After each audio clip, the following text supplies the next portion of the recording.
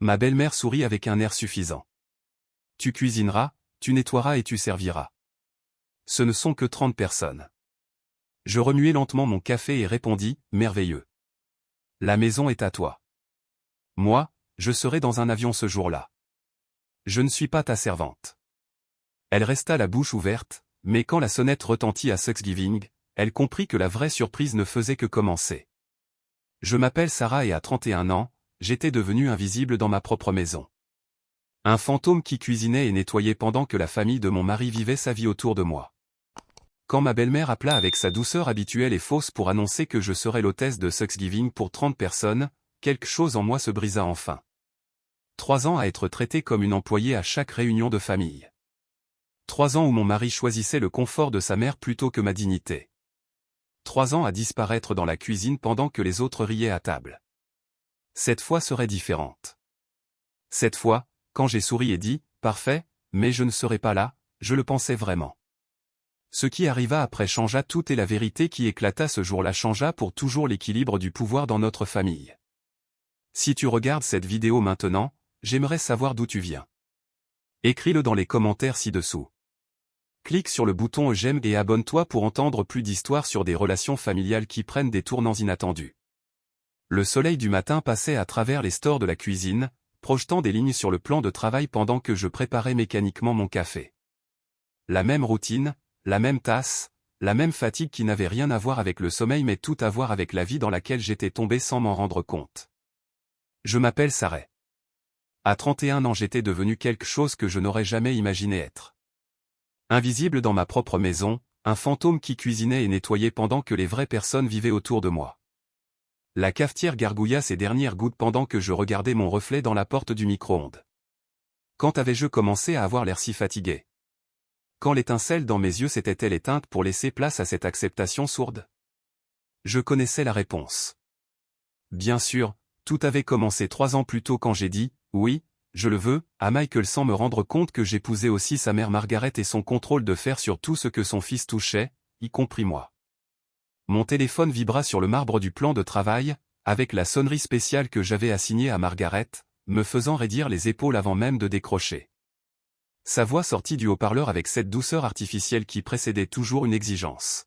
« Sarah, chérie, j'ai une merveilleuse nouvelle », chantonna-t-elle. Même si nous savions toutes les deux que « merveilleuse » dans le vocabulaire de Margaret voulait dire « pratique pour Margaret ». J'ai décidé que Thanksgiving serait chez toi cette année. N'est-ce pas fabuleux? Toute la famille a hâte de voir ce que tu vas faire. Je posai lentement ma tasse, sentant ce nœud familier dans mon estomac. Toute la famille. Oh oui. Les 30.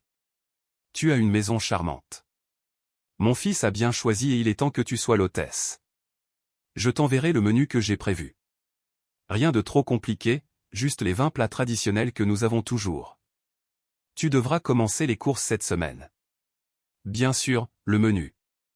Elle avait déjà planifié le menu du dîner que je cuisinerais dans ma maison. Son audace aurait dû me choquer, mais non.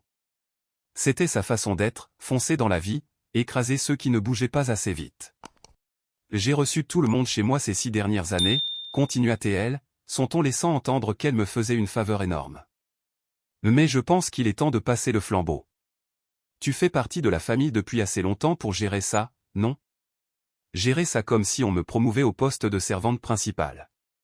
Le souvenir du dernier Thanksgiving chez elle me tomba dessus comme de l'eau glacée.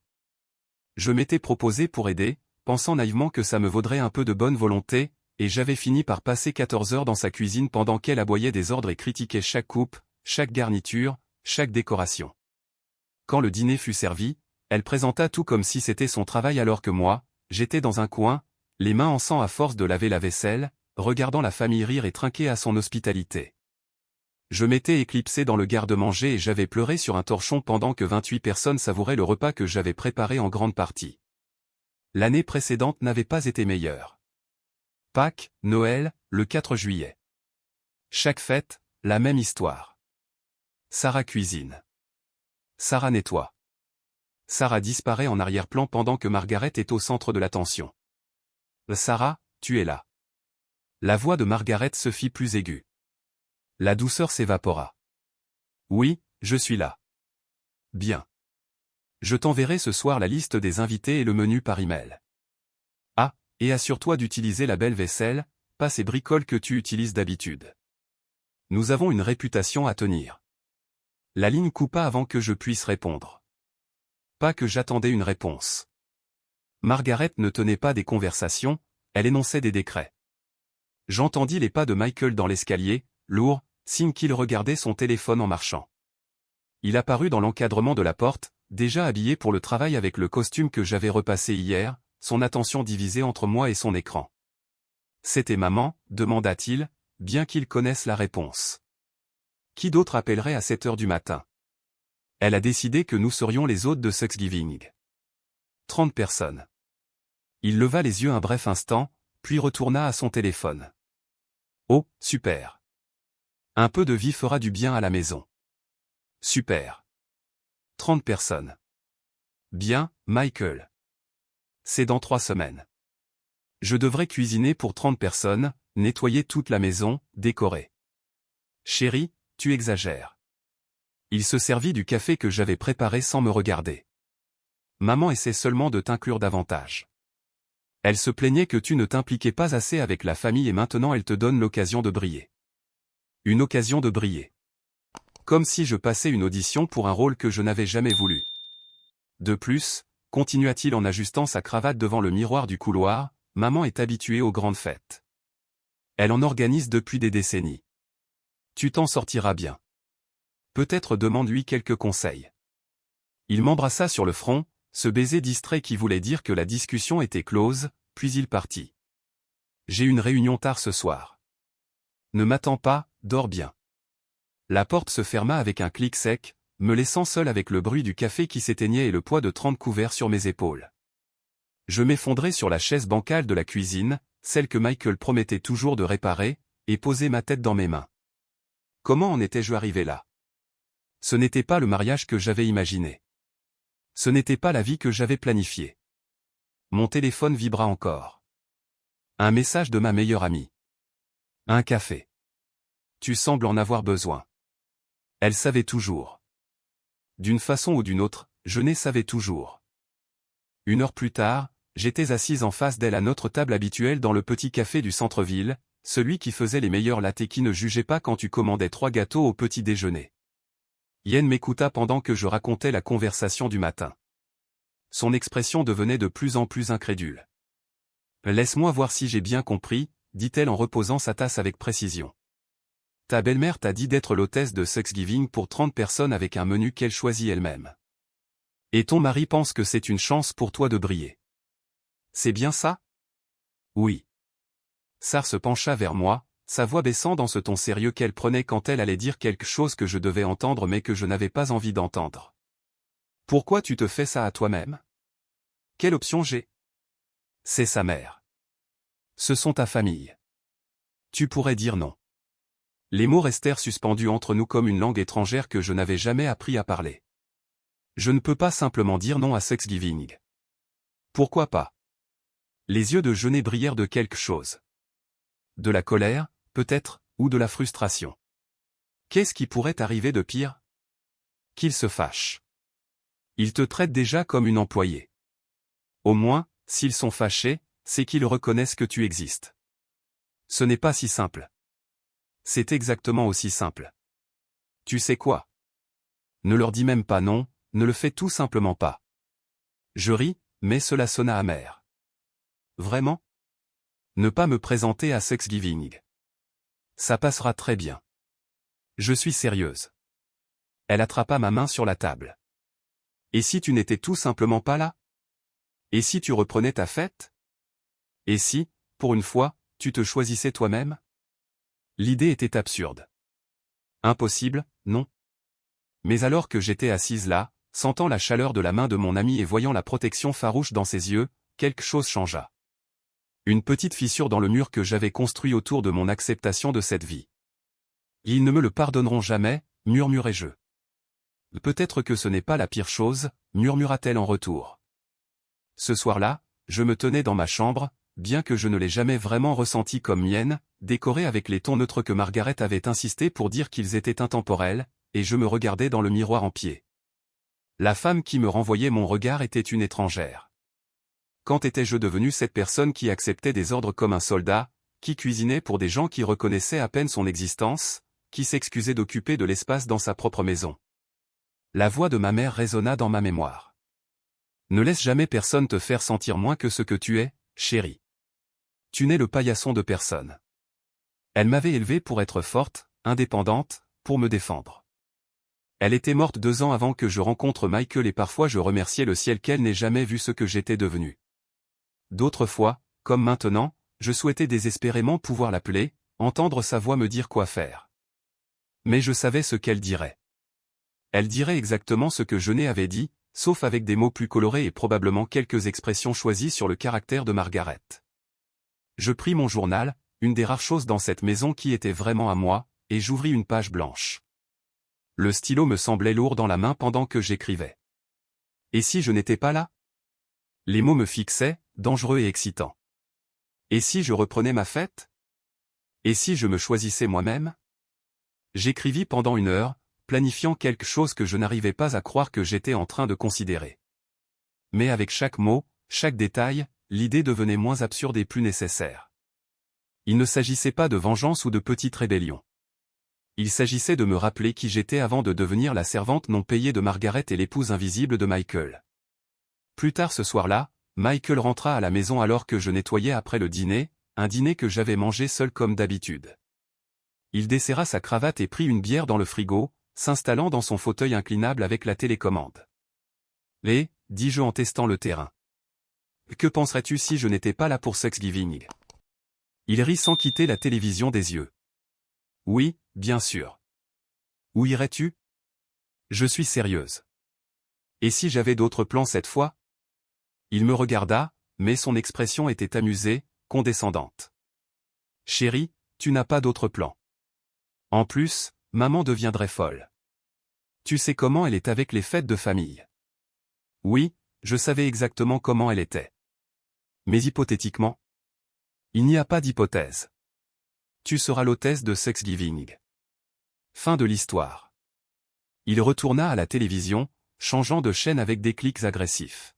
« Tu peux m'apporter des chips tant que tu es debout? » Je restai là un moment, le regardant me rejeter aussi facilement que changer de chaîne. Puis j'allai à la cuisine, lui apporter ses chips et les poser sur la table à côté de lui. Il grogna ce qui aurait pu être un merci. Mais en retournant à la cuisine, je vis mon reflet dans le miroir du couloir et je vis quelque chose de différent, un petit sourire, une étincelle qui ressemblait à la femme que ma mère avait élevée. Dans 3 semaines, il s'attendait à ce que je cuisine, que je nettoie, que je serve et que je disparaisse. Dans 3 semaines, ils apprendraient que les attentes et la réalité ne coïncident pas toujours. Je retournai à mon journal et écrivis une ligne de plus. Je ne serai pas là.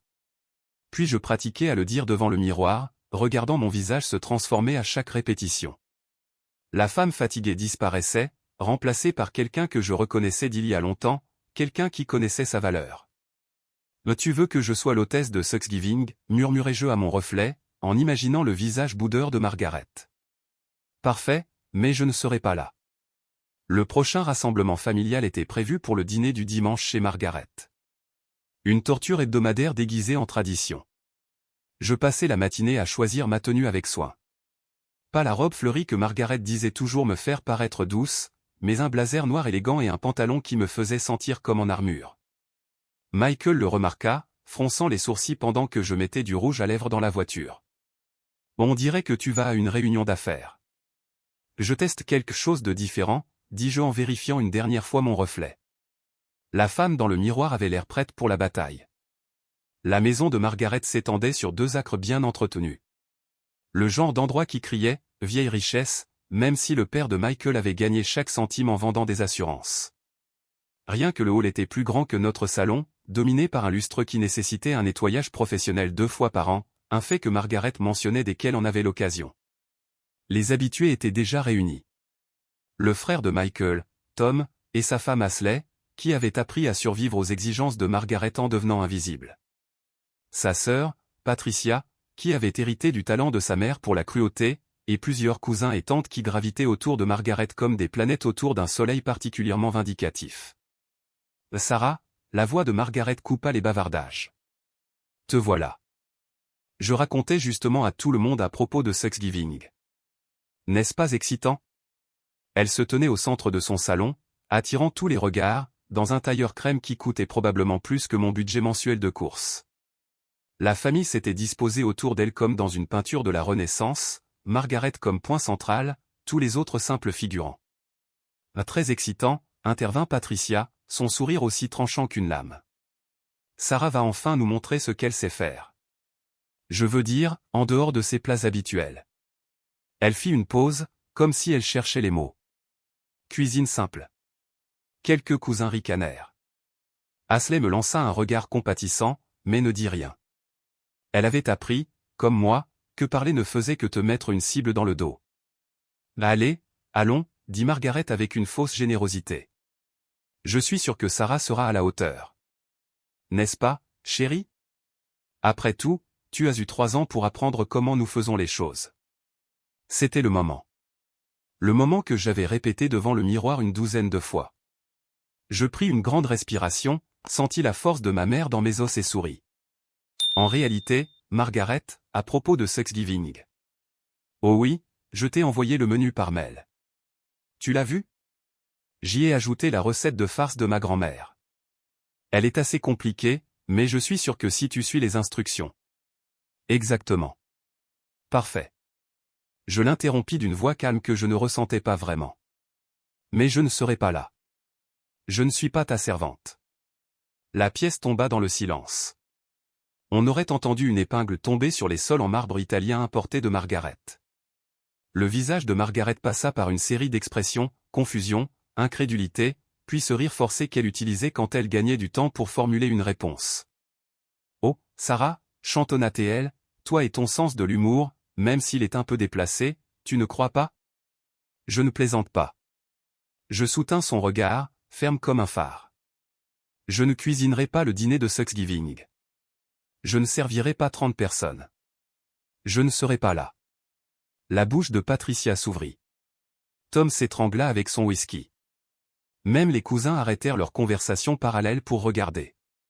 Le sourire de Margaret se durcit comme du ciment. Je suis sûr que tu es juste dépassé.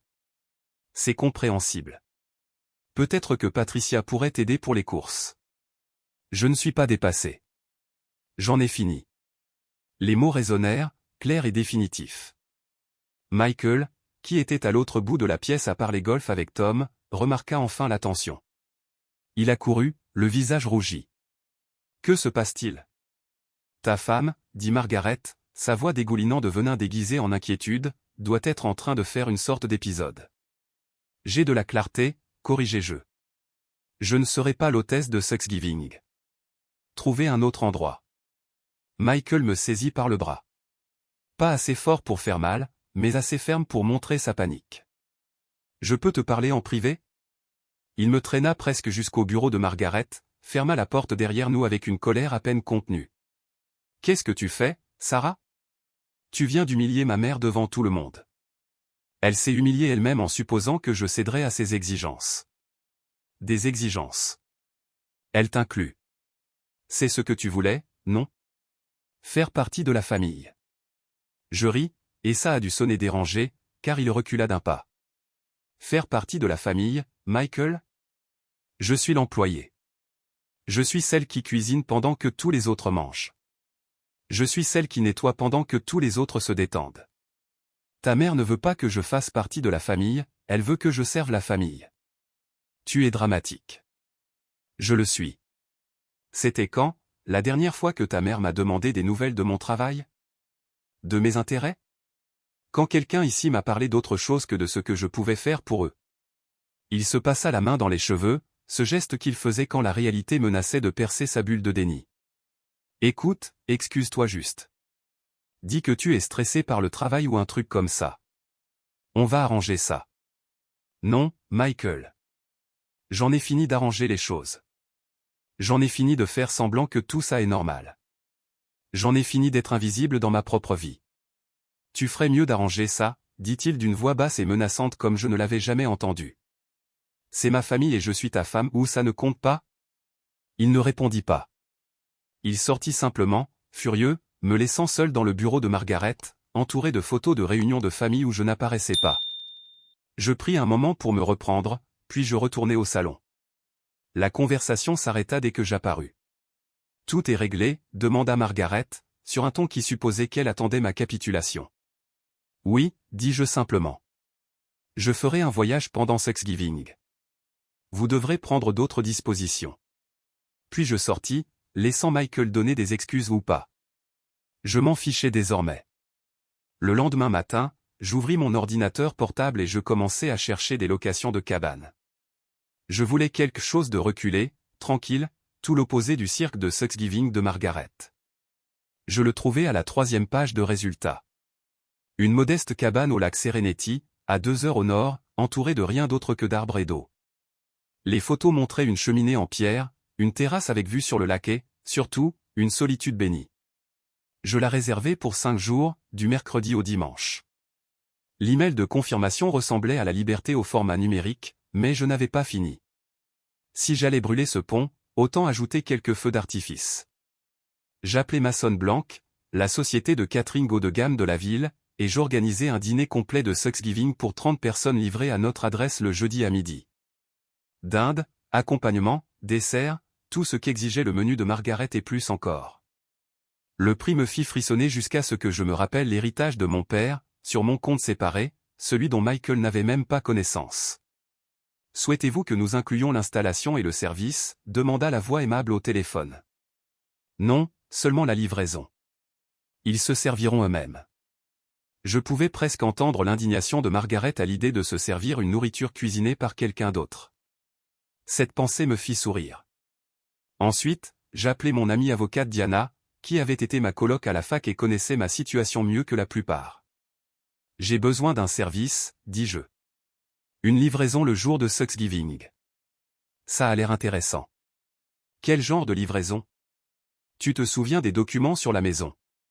Ce qui prouve que mon père me l'a laissé avant le mariage. Diana siffla doucement. Tu vas choisir l'option nucléaire? Je vais être honnête. Tu vas le faire avec grand plaisir. Je n'ai jamais aimé cette femme. Je préparai l'enveloppe avec soin, incluant des copies de l'acte, du testament de mon père et une courte lettre expliquant que, même si j'accueillais la famille chez moi, je ne tolérerais plus le manque de respect entre ces murs. Je la cachetai à la cire un peu dramatique, peut-être, mais tant qu'à faire une déclaration, autant la rendre mémorable. La semaine passa dans une tension croissante. Michael avait emménagé dans la chambre d'amis, communiquant surtout par grognements et portes claquées. Patricia appela 2 fois pour se moquer de mon petit caprice, comme elle l'appela. Margaret envoyait des emails quotidiens avec des objets de plus en plus passifs-agressifs. Menu de Thanksgiving, puisque tu es apparemment trop occupé. Tradition familiale, tu t'en souviens? Et mon préféré, déçu. Je ne répondis à aucun. À la place, je me concentrai sur mes préparatifs. Je nettoyais la maison méticuleusement, pas pour eux, mais pour moi, pour revenir ensuite dans un espace qui me paraissait à moi. Je remplis le frigo de repas faciles pour Michael, non par obligation, mais pour enlever toute excuse s'il voulait se faire passer pour la victime. Je préparai même une simple feuille d'instruction pour la cafetière, bien qu'il vive ici depuis 3 ans.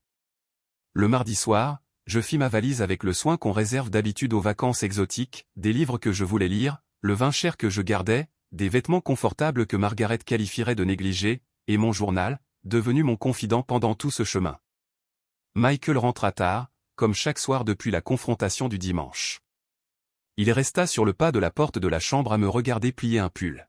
« Tu vas vraiment le faire ?» dit-il. Pas une question, une accusation. « Oui, tu vas vraiment humilier ma famille. » Je marquai une pause, pesant mes mots avec soin. « Ta famille m'a humilié pendant 3 ans. Je choisis simplement de ne plus participer. C'est de la folie. Tu es en train de jeter notre mariage par-dessus bord pour un dîner? Non, Michael. Notre mariage s'érode à chaque dîner où on me traite comme l'employé, à chaque fête où je disparais dans la cuisine, à chaque réunion où le confort de ta mère compte plus que ma dignité. Ce n'est pas un dîner, c'est tous les dîners. Il secoua la tête, le dégoût clair sur son visage. Je ne sais même plus qui tu es. C'est bien le problème, dis-je doucement. Tu ne l'as jamais su. Le matin de Thanksgiving arriva, vif et clair, le genre de journée de novembre qui te fait apprécier les maisons chaudes et les réunions de famille sauf si tu abandonnes volontairement les deux.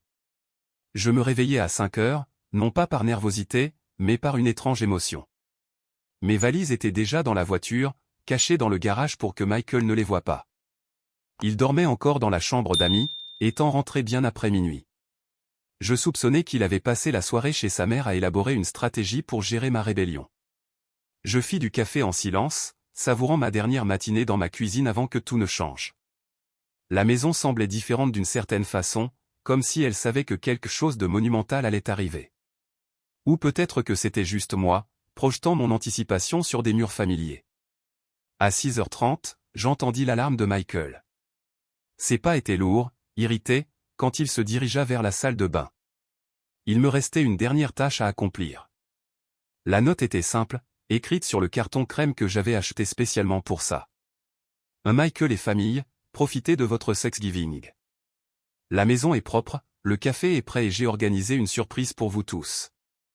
Je reviendrai dimanche. S. Je la collai sur le frigo avec un aimant en forme de fraise de notre lune de miel en Floride, une petite ironie qui me satisfit un peu. Michael sortit de la salle de bain au moment où je prenais mon sac.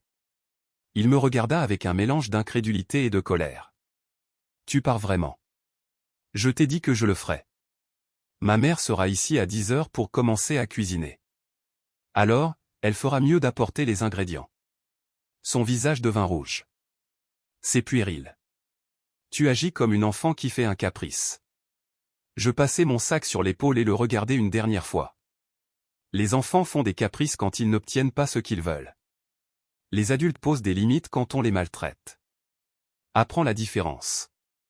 Je passai à côté de lui vers le garage, m'attendant à moitié à ce qu'il me suive, qu'il m'attrape le bras, qu'il fasse quelque chose qui prouverait que je comptais plus pour lui que l'approbation de sa mère. Mais il ne fit rien. J'entendis la porte de la salle de bain claquer alors que je démarrais la voiture.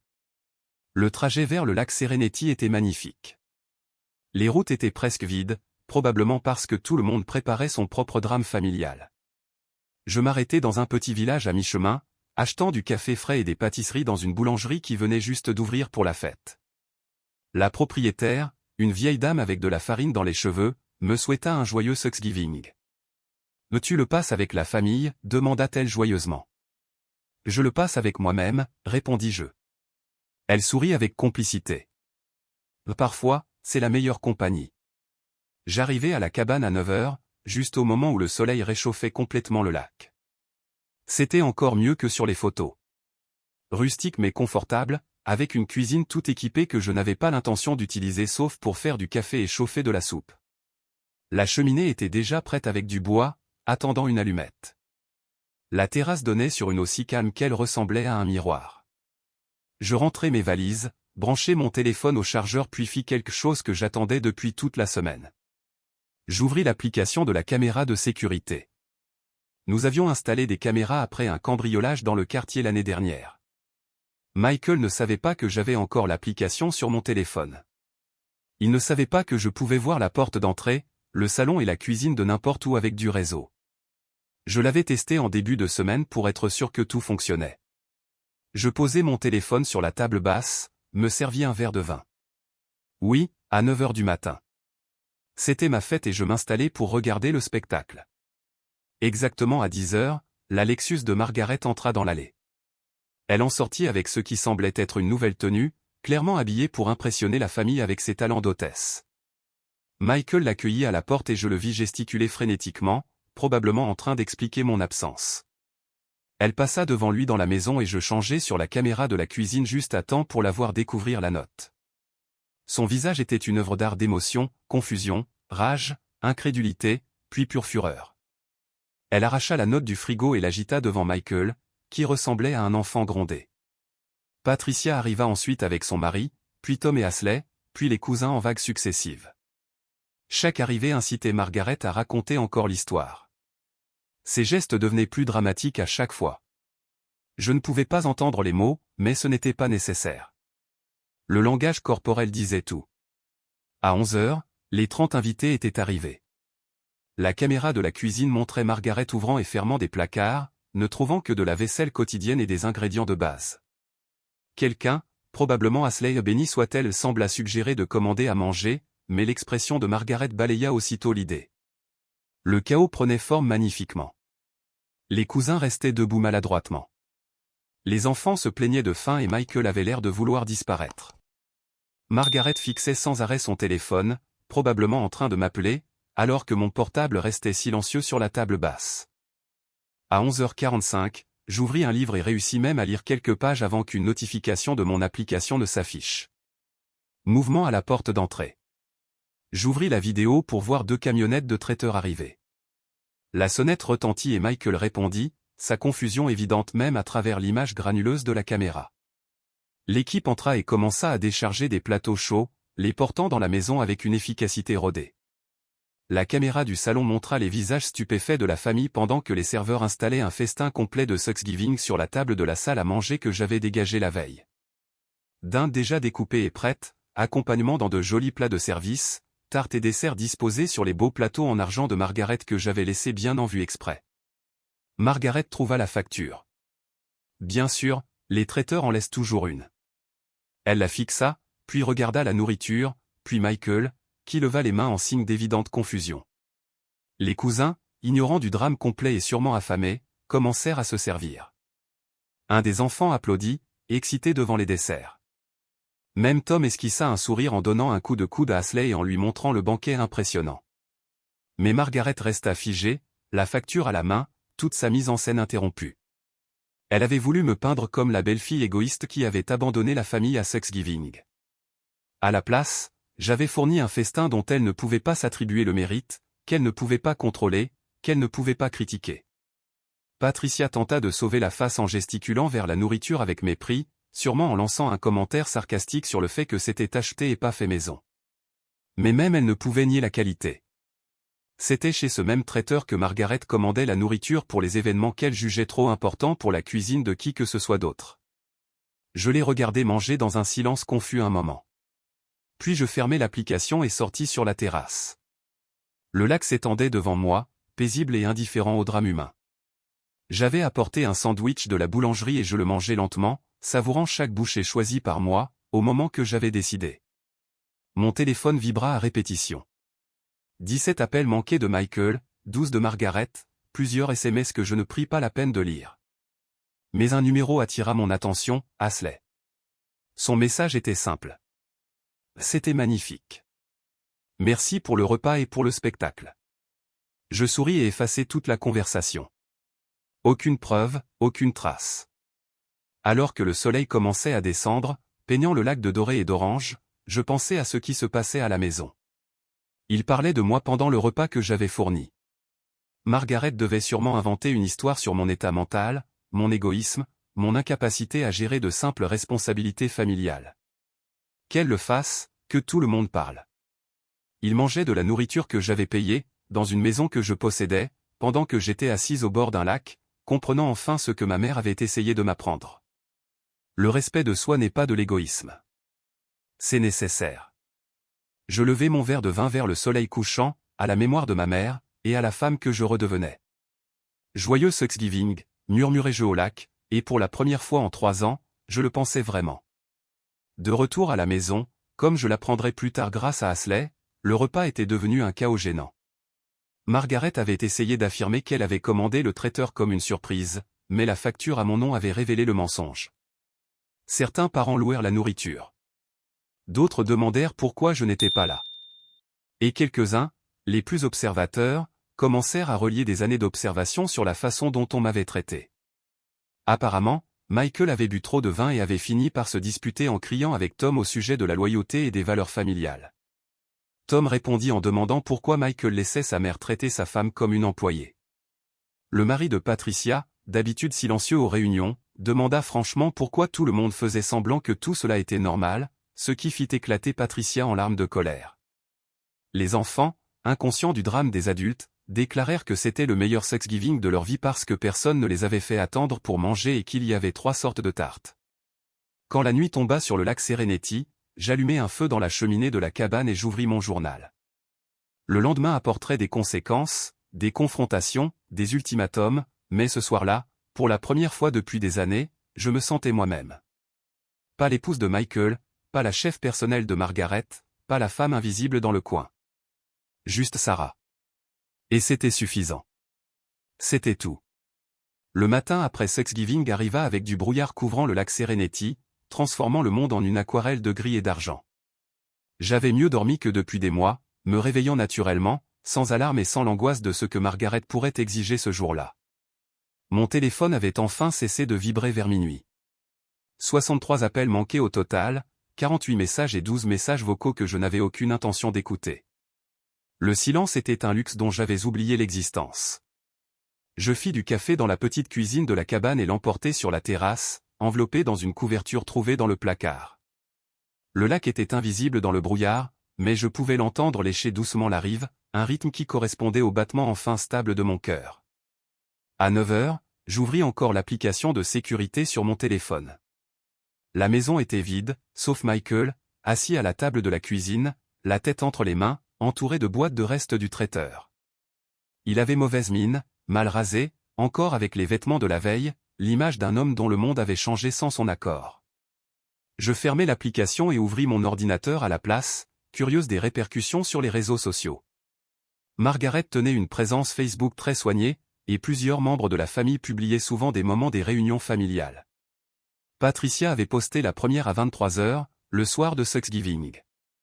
Certaines personnes ne méritent pas les familles dans lesquelles elles se marient. Reconnaissante pour ceux qui comprennent la loyauté et la tradition. Subtile comme une brique. Mais ensuite vinrent les posts intéressants. La femme de Tom, Ashley, avait partagé une photo de la table des desserts avec une légende remerciant pour la gentillesse inattendue et les esprits généreux. Parfois, les meilleurs cadeaux viennent de ceux qui ne sont même pas présents. Une cousine que je connaissais à peine avait écrit « Thanksgiving intéressant cette année ». Ça fait réfléchir sur la dynamique familiale et sur qui fait vraiment le travail, et qui prend le crédit. De la nourriture pour l'esprit, sans jeu de mots. Et puis il y avait la publication de Margaret, partagée à 2 heures du matin, clairement après plusieurs verres de vin. Déçu par ceux qui abandonnent la famille quand on a le plus besoin d'eux. Mais nous, les Richardson, nous persistons. Nous ne fuyons pas la responsabilité. La section des commentaires était un champ de bataille. Certains parents apportaient leur soutien. D'autres posaient des questions directes sur ce qui s'était passé. Et quelques âmes courageuses suggéraient que peut-être j'avais mes raisons. Un commentaire de la grand-tante de Michael attira mon attention. Margaret, ma chérie, il est peut-être temps de considérer pourquoi elle a ressenti le besoin de partir. Je fis des captures d'écran de tout cela, sans but précis, mais comme preuve que je n'imaginais pas la division qui se formait dans le récit familial. Mon téléphone sonna. Ashley appelait, pas un message, un vrai appel. J'hésitai un instant, puis je décrochai. Sarah, Dieu merci, tu vas bien? Je vais bien, Ashley. Mieux que bien, en fait. Tu es où? Dans un endroit tranquille.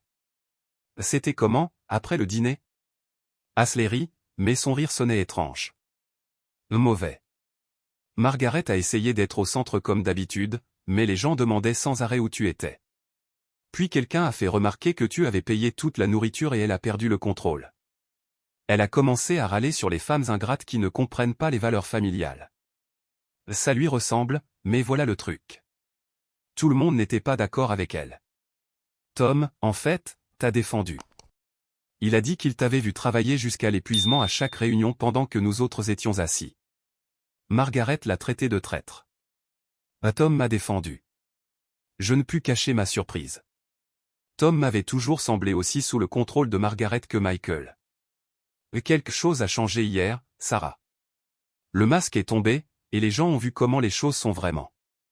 Même le mari de Patricia a fait une remarque sur le fait que la famille profitait de toi. Et Michael? Ashley fit une pause. Lil s'est saoulé. Vraiment saoulé. Il n'arrêtait pas de t'appeler, laissant des messages vocaux de plus en plus en colère. Tom a fini par lui prendre le téléphone et l'a ramené chez lui. Il est censé aller chez Margaret aujourd'hui pour les courses du Black Friday, mais je ne pense pas qu'il en soit capable. Black Friday. L'autre tradition de Margaret. Traîner la famille dans les magasins à l'aube pour acheter des décorations de Noël qu'elle déclarerait inévitablement inadéquates. Une autre mise en scène où on attendait de moi que je porte les sacs et que j'apporte le café pendant qu'elle critiquait les choix de cadeaux de tout le monde. Ashley, je peux te demander quelque chose? Pourquoi tu n'as jamais rien dit? Toutes ces fois où tu as vu comment elle me traitait. Un long soupir. Parce que je suis une lâche. Parce que Tom et moi économisons pour acheter une maison et que Margaret a promis d'aider pour l'apport. Parce que je me suis convaincu que ce n'était pas mes affaires. Je suis désolé, Sarah. J'aurais dû te défendre. Ce n'est pas ton travail de mener mes combats. Non, mais c'est mon travail d'être un être humain correct, et j'ai échoué. Pour ce que ça vaut, tu m'as inspiré. J'ai dit à Tom hier soir que j'en avais fini avec les performances obligatoires. Si Margaret veut nous voir, elle peut nous traiter comme des adultes, pas comme des serviteurs. Après avoir raccroché, je restais avec cette information. La famille se fracturait, se divisant en camps. Une partie de moi se sentait coupable. Je n'avais pas voulu détruire les relations de qui que ce soit. Mais la plus grande partie, celle qui respirait enfin librement, savait que je n'avais rien détruit. J'avais simplement cessé d'accepter la toxicité de Margaret, et l'explosion qui s'ensuivit était son œuvre, pas la mienne. L'après-midi, le brouillard s'était dissipé, révélant le lac dans toute sa splendeur de novembre. Je fis une longue promenade le long de la rive, ramassant des pierres lisses et les faisant ricocher sur l'eau comme quand j'étais enfant. Chaque pierre qui coulait me donnait l'impression qu'un autre poids s'enlevait de mes épaules. Quand je revins à la cabane, j'avais 3 nouveaux messages vocaux de numéros que je ne reconnaissais pas. La curiosité l'emporta et je les écoutais. Le premier venait de la tante de Michael, Louise, la sœur de son père qui assistait rarement aux réunions familiales. Sarah, ma chérie, j'ai entendu ce qui s'est passé. Bien joué. Margaret avait besoin que quelqu'un lui tienne tête. Si tu as besoin de quelque chose, appelle-moi. Le deuxième venait de la femme d'un cousin avec qui j'avais parlé peut-être 2 fois. Salut, Sarah. C'est Rebecca. Je voulais juste que tu saches que tout le monde n'est pas du côté de Margaret. Ce que tu as fait était courageux. Profite de ta paix. Le troisième me fit m'asseoir d'un coup sur le canapé de la cabane. Sarah, c'est Margaret. Sa voix était contrôlée, glaciale. Je ne sais pas à quel jeu tu joues, mais ça s'arrête maintenant. Tu rentres immédiatement à la maison, tu présentes tes excuses à la famille et nous ne reparlons plus jamais de cette honte. Sinon, il y aura des conséquences. Tu as peut-être épousé mon fils, mais tu ne seras jamais une Richardson. Tu n'es qu'une profiteuse qui a eu de la chance. Le contrat de mariage que Michael a signé s'assurera que tu n'obtiendras rien si ce mariage se termine. Reviens maintenant ou prépare-toi à tout perdre. Contrat de mariage. Nous n'avions pas de contrat de mariage. Michael l'avait mentionné une fois au début de nos fiançailles, mais j'avais refusé de signer quoi que ce soit et il avait laissé tomber. Enfin, c'est ce que je croyais. J'appelai Diana immédiatement. Et dis-moi, s'il te plaît, que Michael n'a pas falsifié ma signature sur un contrat de mariage. Bonjour à toi aussi, rit Diana. Ah, comment va la cabane? Diana, je suis sérieuse. Tranquille. Même s'il l'avait fait, ce qui serait incroyablement stupide et illégal, ça ne changerait rien. La maison est à toi. Héritage avant le mariage. Le testament de ton père est inattaquable. Et falsifier un contrat de mariage, c'est une fraude. Ça finirait très mal pour lui, pas pour toi. Margaret vient de me menacer. Elle a dit que je n'aurai rien si le mariage se termine. Margaret peut menacer tout ce qu'elle veut. Elle n'est pas avocate et visiblement, elle ne connaît pas la loi. Tu veux que je lui envoie une mise en demeure? Pas encore. Laissons-la creuser un peu plus sa tombe avant. Ce soir-là, assise près du feu avec un livre et un verre de vin, mon téléphone sonna encore. Michael, depuis un numéro que je ne reconnaissais pas, sûrement le téléphone de Tom. Contre mon bon sens, je répondis. Sarah. Sa voix était rauque, creuse. S'il te plaît, reviens à la maison. Je t'ai dit que je reviendrai dimanche. Maman devient folle.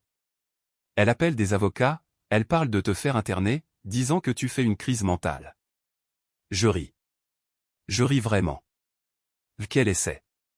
Je suis sûr qu'un juge serait fasciné d'apprendre que prendre des vacances constitue une crise mentale. Ce n'est pas drôle. Tu as tout détruit. Non, Michael. J'ai révélé la vérité. Ce n'est pas pareil. Là, elle dit que tu ne seras plus jamais la bienvenue dans la famille. L'ai-je déjà été la bienvenue, ou simplement utile? Silence. Alors pourquoi tu me fais ça, à moi? À toi, Michael? Depuis quand est-ce que c'est centré sur toi? Quand est-ce que mes sentiments, ma fatigue, ma dignité ont compté autrement que comme un désagrément pour toi? Tu es ma femme, tu es censé me soutenir. Et toi, tu es mon mari. Tu es censé me protéger, me choisir, me voir comme plus que la cuisinière personnelle de ta mère. Quand as-tu fait ça pour la dernière fois? Il s'arrêta et un instant, je pensais qu'il allait enfin comprendre. Mais ensuite, tu sais comment elle est. C'est plus facile de la suivre. Pour toi, peut-être. Pas pour moi. Plus maintenant. Si tu ne reviens pas demain et que tu ne règles pas ça, je ne sais pas si on pourra s'en remettre. Peut-être qu'on ne devrait pas. Les mots restèrent suspendus entre nous, lourds de 3 ans de vérité accumulée. Tu ne le penses pas vraiment, dit-il, mais l'incertitude perça dans sa voix. Le dimanche, Michael. Je reviendrai dimanche. Ce qui arrivera ensuite dépendra de si tu es prêt à être un mari au lieu d'être le fils de Margaret. Je raccrochai et éteignis mon téléphone. Demain, c'était samedi. J'avais encore une journée entière de paix avant d'affronter ce qui viendrait ensuite. Cette nuit-là, je rêvais de ma mère. Elle était assise à côté de moi sur la terrasse, regardant le lac, sa main chaude sur la mienne. Tu as bien fait, ma chérie, dit-elle dans le rêve. Tu t'es souvenu de qui tu es. Je me réveillai avec des larmes sur les joues, mais un sourire aux lèvres. Quelque part, d'une manière ou d'une autre, je savais qu'elle était fière. Le samedi matin apporta une chaleur inhabituelle, ce que ma grand-mère aurait appelé « l'été de l'automne », le dernier cadeau de la nature avant que l'hiver ne s'installe vraiment.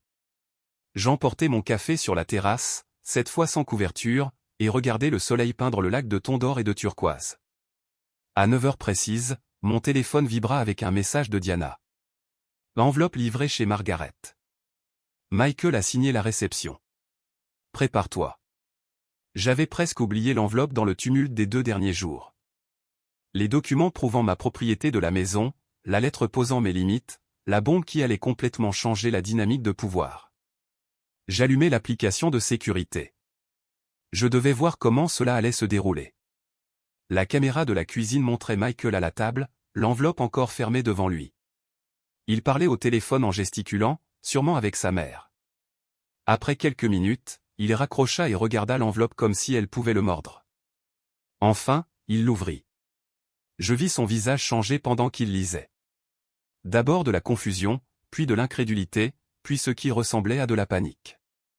Il fouilla dans les papiers, l'acte, le testament de mon père, la preuve que la maison m'appartenait avant même que l'on se rencontre. Sa mère avait exigé que je sois l'hôtesse de Thanksgiving dans une maison sur laquelle elle n'avait aucun droit, dans un foyer qui était uniquement le mien. Son téléphone sonna sûrement car il répondit, et même à travers la caméra de sécurité, je le vis crier. Il brandit les papiers vers la caméra comme si l'autre personne pouvait les voir. 20 minutes plus tard, la Lexus de Margaret entra dans l'allée en crissant. Elle entra furieuse dans la maison avec Patricia et Tom à sa suite. La caméra du salon captura la scène. Michael montrant les papiers, Margaret les lui arrachant des mains, Patricia tournant en rond comme un animal en cage, et Tom, étonnamment assis tranquillement sur le canapé, presque souriant. La bouche de Margaret bougeait vite, son visage devenant rouge. Elle jeta les papiers sur la table basse et montra Michael du doigt, le réprimandant clairement. Patricia l'attaqua aussi, mais Tom ramassa les documents et les lut attentivement, hochant parfois la tête. Puis Tom dit quelque chose qui fit se retourner Margaret vers lui. Ils se disputèrent, Tom restant ferme tandis que Margaret s'agitait de plus en plus. Finalement, Tom se leva, dit quelque chose directement à Michael et partit. À travers la caméra de la porte d'entrée, je le vis monter dans sa voiture et s'en aller, laissant Margaret et Patricia le regarder, choqués. Mon téléphone sonna. Ashley. Sarah, tu ne vas pas croire ce qui vient de se passer. Tom est parti. Ah, comment tu sais? Peu importe. Oui, il est parti. Mais avant de partir, il a dit à Margaret qu'elle avait été une tyran pendant des années et que tu étais la seule à avoir eu le courage de lui tenir tête. Il a dit qu'il en avait fini de la gâter et que si elle voulait une relation avec lui, elle devait la mériter. Tom a dit ça? Tom a dit ça. Sarah, c'est comme voir une dynastie s'effondrer. Le mari de Patricia m'a même envoyé un message pour demander si on voulait aller boire un verre et discuter de stratégie pour sortir de l'Empire Richardson. Je n'ai jamais voulu ça. Ne t'avise pas de t'excuser. Ce règlement de compte avait des décennies de retard. Margaret a régné par la peur et la manipulation si longtemps que tout le monde a oublié qu'ils avaient le choix. Tu nous l'as rappelé. Après qu'Ashley eut raccroché, je restais dans un silence stupéfait. Les ondes de choc s'étendaient bien au-delà de ce que j'avais anticipé. La culpabilité luttait avec la satisfaction, mais à la fin, la satisfaction gagna. C'étaient des adultes qui avaient choisi de laisser faire le comportement de Margaret. Si mon refus de continuer le jeu avait exposé la dysfonction, ce n'était pas ma faute. Je passais l'après-midi dans une boutique d'antiquités d'un petit village, flânant paisiblement parmi des objets qui avaient survécu plus longtemps que la plupart des relations. Le propriétaire, un vieil homme aux yeux gentils et aux mains noueuses, me demanda si je cherchais quelque chose de spécial. Je regarde seulement, dis-je, je fais une pause du drame familial. Il ricana. Les fêtes font ressortir le meilleur et le pire des familles. Mais d'après mon expérience, le pire a souvent besoin de sortir, comme percer un furoncle. Douloureux, mais nécessaire. C'est très sage, en fait. 60 ans de mariage, ça apprend des choses. La famille de ma femme m'a détesté pendant la première décennie. Ils pensaient que je n'étais pas assez bien. Puis, un Noël, j'ai simplement arrêté d'essayer de prouver ma valeur. Tu sais ce qui s'est passé? Quoi? Ils m'ont enfin vu. Le vrai moi, pas la version qui cherchait leur approbation. Certains ont aimé ce qu'ils ont vu, d'autres non, mais au moins c'était honnête. J'achetais un petit oiseau en céramique dans la boutique, un oiseau bleu qui me rappelait ceux que ma mère nourrissait. Ça ressemblait à un cygne, un petit symbole de la liberté que je trouvais. Quand je revins à la cabane, j'avais 17 appels manqués de plus et un message vocal d'un numéro inconnu. La curiosité l'emporta encore. Madame Richardson, ou devrais-je dire Mademoiselle Chin, puisque vous n'avez apparemment jamais changé légalement votre nom. Je suis Hamilton Pierce de Pierce et Associés. J'ai été mandaté par Madame Margaret Richardson pour discuter de la situation concernant la propriété au 452 Maple Drive. Merci de me contacter au plus vite pour discuter d'une résolution qui bénéficie à toutes les parties. Un avocat. Elle avait vraiment appelé un avocat. Je transférai le message vocal à Diana avec un simple point d'interrogation. Diana me rappela en riant. Hamilton Pierce. Elle a engagé Hamilton Pierce. Oh, c'est parfait. C'est un copain de golf de son mari qui fait du droit immobilier. Je vais le manger au petit-déj. Tu veux que je l'appelle? Qu'est-ce qu'il pense obtenir? L'intimidation. C'est leur seul coup. Ils espèrent que des menaces juridiques te feront obéir. Ils te connaissent bien mal. Ce soir-là, je me préparais un dîner simple, pâte au beurre et à l'ail, une salade, du pain de la boulangerie locale. Je mangeais lentement, savourant chaque bouchée, en me souvenant de tous les repas élaborés que j'avais cuisinés sans avoir l'énergie d'en profiter. À la nuit tombée, je m'assis près du feu et j'ouvris mon journal. Demain, je rentrerai à la maison. Demain, j'affronterai ce qui m'attendait. Mais ce soir, j'écrivis. Chose que j'ai apprise cette semaine. Les limites ne sont pas cruelles, elles sont nécessaires. Les gens te traiteront exactement aussi mal que tu leur permets. Un mariage sans respect, ce sont juste des colocataires légaux. Ma mère avait raison. Je ne suis le paillasson de personne. Parfois, le meilleur cadeau à offrir à quelqu'un, c'est la vérité. La liberté a le goût de pâte mangée dans un silence paisible. Je suis suffisante telle que je suis. Mon téléphone vibra avec un dernier message d'un numéro inconnu. Je faillis ne pas le lire, mais quelque chose me poussa à regarder. Sarah, je suis Robert Richardson, le beau-frère de Margaret. J'ai entendu parler de Thanksgiving. Ça m'a rappelé pourquoi je ne lui ai pas parlé depuis 5 ans. Tu as fait ce que je n'ai jamais eu le courage de faire, lui tenir tête devant tout le monde. Si tu as besoin d'une recommandation d'avocat pour un divorce, j'en connais un bon. Bienvenue dans le monde libre. Même la famille élargie de Margaret me contactait. L'avalanche que j'avais déclenchée gagnait encore en force. Demain apporterait une confrontation, peut-être la fin de mon mariage, sûrement la fin de quelque chose. Mais en ravivant le feu et en allant me coucher dans la chambre confortable de la cabane, je me sentis prête. Ce qui viendrait ensuite, je l'affronterais comme moi-même. Pas la version diminuée que j'étais devenue, mais la femme que ma mère m'avait élevée à être.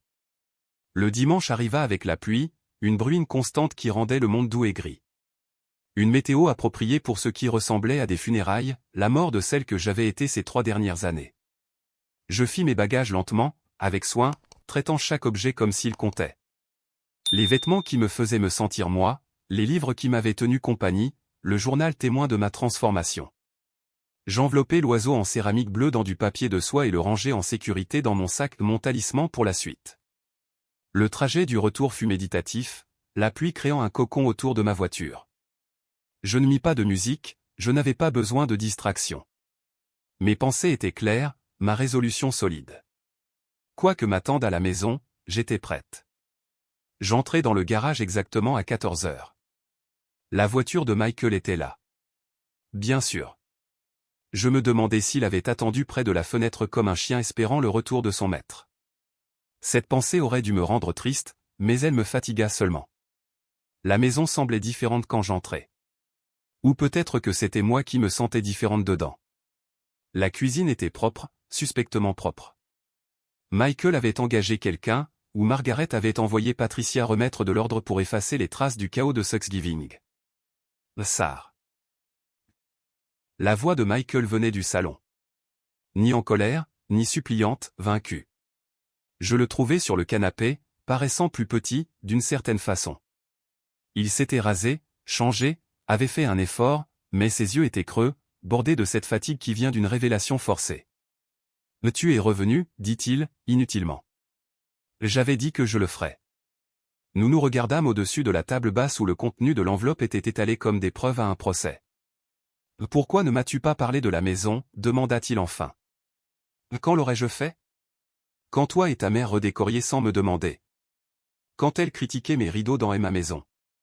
Quand tu me disais que je devais être reconnaissante d'habiter un si bel endroit. » Il tressaillit. « Nous devons parler. » « Oui, on doit. Mais d'abord, il faut que tu comprennes un point. Ce n'est pas une négociation. Je ne demande pas la permission pour être traité avec respect chez moi. Je déclare des faits.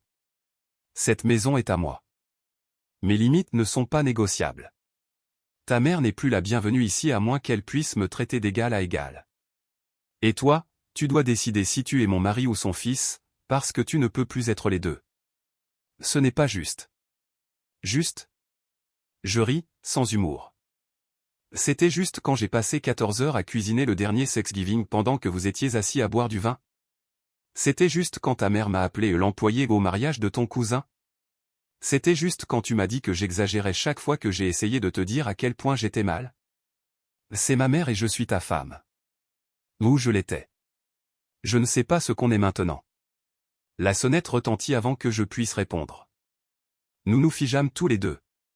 Puis le visage de Michael pâlit. Je ne l'ai pas invité, je le jure. Mais je savais qui c'était avant même d'ouvrir.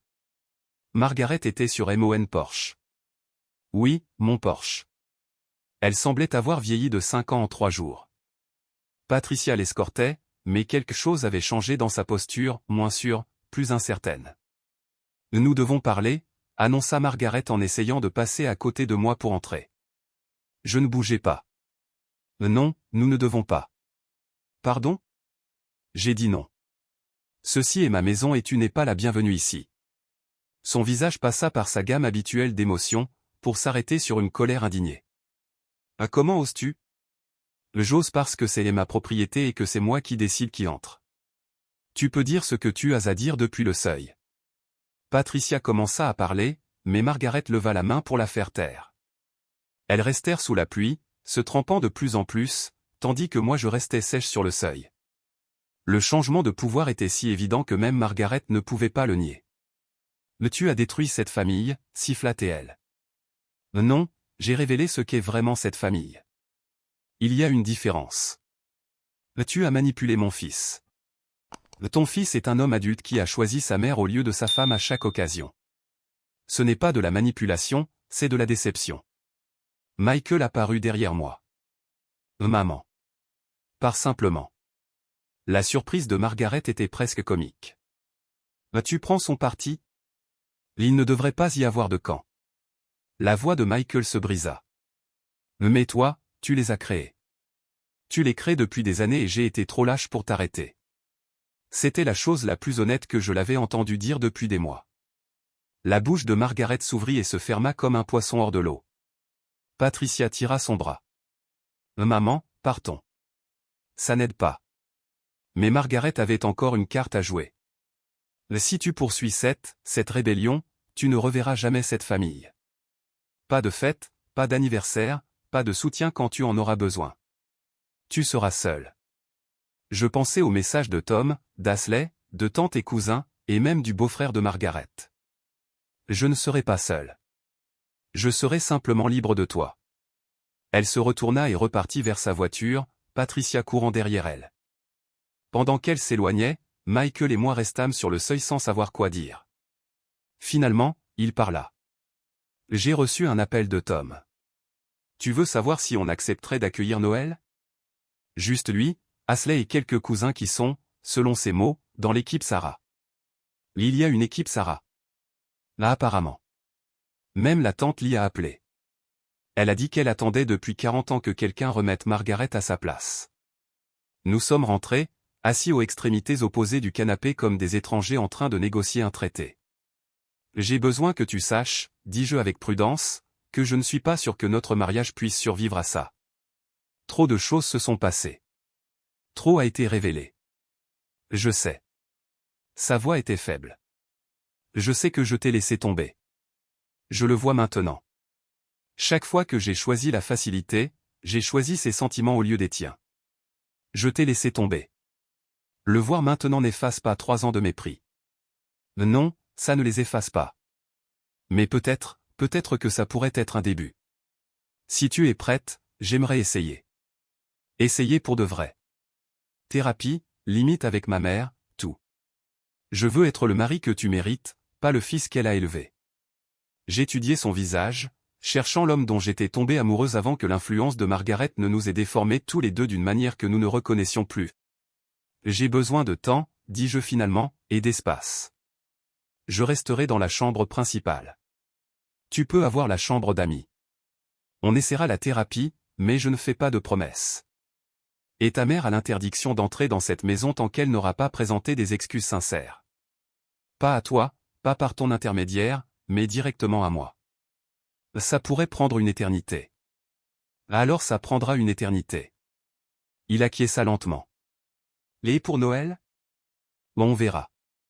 Un jour à la fois. Ce soir-là, alors que Michael cuisinait le dîner pour la première fois de tout notre mariage mal, mais avec des efforts, mon téléphone vibra avec un message d'Ashley. J'ai entendu dire que tu es rentré. Que Margaret n'a pas pu entrer. Que Michael a enfin eu du courage. Je suis fier de toi. Tom veut commencer une nouvelle tradition, les fêtes des orphelins, pour nous qui avons échappé au régime Richardson. Tu viens? Je souris. Le premier vrai sourire depuis des jours. Je viens. Allongé ce soir-là dans mon lit, dans ma chambre, selon mes propres termes, je pensais au voyage depuis le jeudi matin jusqu'au dimanche soir. 4 jours qui avaient démantelé 3 ans de dysfonctionnement. L'oiseau en céramique bleue était sur ma table de nuit, captant la lumière de la lune à travers la fenêtre. Demain apporterait de nouveaux défis, des séances de thérapie, des conversations difficiles, le lent travail de reconstruire un mariage ou d'en finir avec dignité. Margaret chercherait probablement à escalader la situation avant de s'excuser. La division familiale s'approfondirait avant de guérir. Mais rien de tout cela n'avait d'importance ce soir. Ce soir, j'étais chez moi. Pas la maison que j'avais quittée jeudi matin. Celle-là avait été l'annexe de la mère de Michael, un endroit où j'existais sans vivre. C'était ma maison maintenant, où mes limites étaient des murs et mon respect de moi-même en était la fondation. Je pris mon journal pour la dernière fois et j'écrivis. Jour 4 de liberté. Je n'ai pas perdu une famille, j'ai perdu une chaîne. Je n'ai pas gagné la solitude, je me suis gagné moi-même. Je n'ai pas détruit un mariage.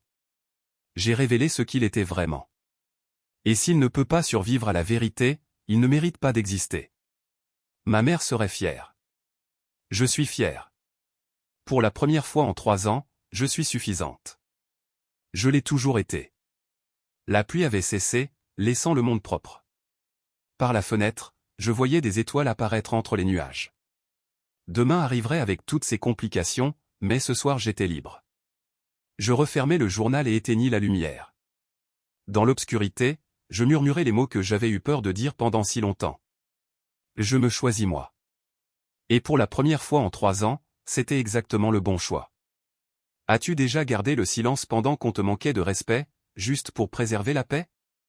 Et qu'est-ce que ça t'a coûté au final? Si l'histoire de Sarah sur le fait de réclamer son estime de soi t'a parlé, appuie sur le bouton like et abonne-toi pour plus d'histoires sur le courage de se choisir soi-même quand tout le monde s'attend à ce que tu choisisses les autres.